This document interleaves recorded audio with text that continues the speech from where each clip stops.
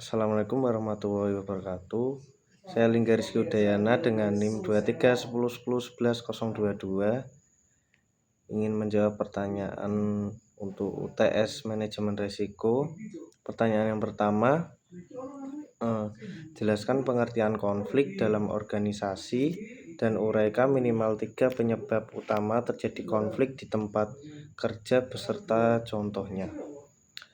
Pengertian konflik itu, konflik adalah kondisi ketika perbedaan pendapat, kepentingan, atau cara kerja antara orang-orang dalam organisasi yang akhirnya bikin tidak sejalan atau bahkan bertengkar.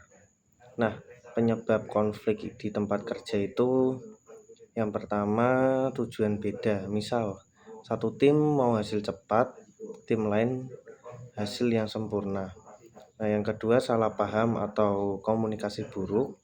Itu info nggak jelas atau beda tangkap. Nah, yang ketiga gaya kerja beda. Ada yang santai, ada yang perfeksionis. Nah, yang keempat rebutan sumber daya. Itu misalnya anggaran atau waktu terbatas. Nah, yang kelima perbedaan cara pandang. Itu melihat masalah dari sudut yang berbeda. Nah, pertanyaan yang nomor 2 itu sebuah tim proyek mengalami konflik antara dua anggota karena perbedaan gaya kerja.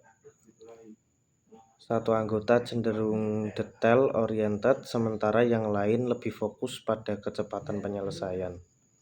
Nah, pertanyaan yang A, identifikasi jenis konflik yang terjadi. B, jelaskan strategi manajemen konflik yang tepat untuk menyelesaikan masalah tersebut. Nah, kasus proyek itu yang A, jenis konflik itu ini termasuk konflik gaya kerja dan konflik tugas. Karena satu orang fokus detail, kualitas, satu orang fokus cepat atau waktu. Nah, cara menyelesaikannya, cara terbaik itu kolaborasi atau kerja bareng cari solusi. Contohnya diskusi bareng, saling jelasin pendapat, gabungkan kelebihan itu yang detail, jaga kualitas, yang cepat, jaga deadline. Bagi tugas sesuai kemampuan masing-masing. Nah, yang nomor 3, uraikan 5 gaya penanganan konflik menurut Thomas Kilmann. Berikan contoh situasi yang sesuai untuk masing-masing gaya. 5 gaya ya menghadapi konflik itu yang pertama kompetisi, otot menang sendiri. Itu contohnya bos langsung mutusin tanpa diskusi. Nah, yang kedua kolaborasi atau cari solusi bareng. Itu contohnya 2 tim diskusi sampai dapat solusi terbaik. Nah, yang ketiga kompromi saling mengalah. Itu contohnya masing-masing dapat setengah. Nah, yang keempat akomodasi atau ngalah demi hubungan. Contohnya ikut keputusan tim biar nggak ribut. Yang kelima menghindari konflik. Contohnya diam aja karena masalah kecil. Nah, soal nomor 4, bandingkan pendekatan penyelesaian konflik secara tradisional dan pendekatan kolaboratif, dan apa kelebihan dan kekurangan masing-masing dalam konteks organisasi modern.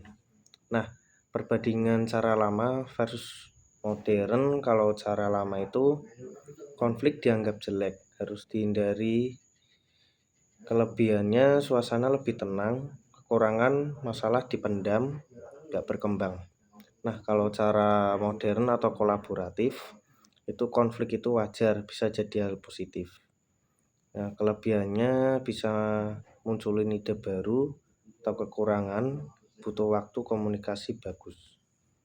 Nah, soal nomor 5, Anda sebagai seorang manajer menghadapi konflik antar divisi yang berdampak pada kinerja perusahaan. Jelaskan langkah-langkah sistematis yang Anda lakukan untuk mengelola dan menyelesaikan konflik tersebut. Nah, sebagai manajer, yang pertama cari tahu masalahnya. Yang kedua dengerin kedua pihak. Ketiga, cari penyebab utama. Yang kelima, ajak mereka ngobrol bareng. Yang keenam, tentukan solusi atau usahakan win-win. Yang ketujuh, sepakati hasilnya. Yang kedelapan, jalankan solusi. Dan yang terakhir, evaluasi hasilnya. Sekian dari saya.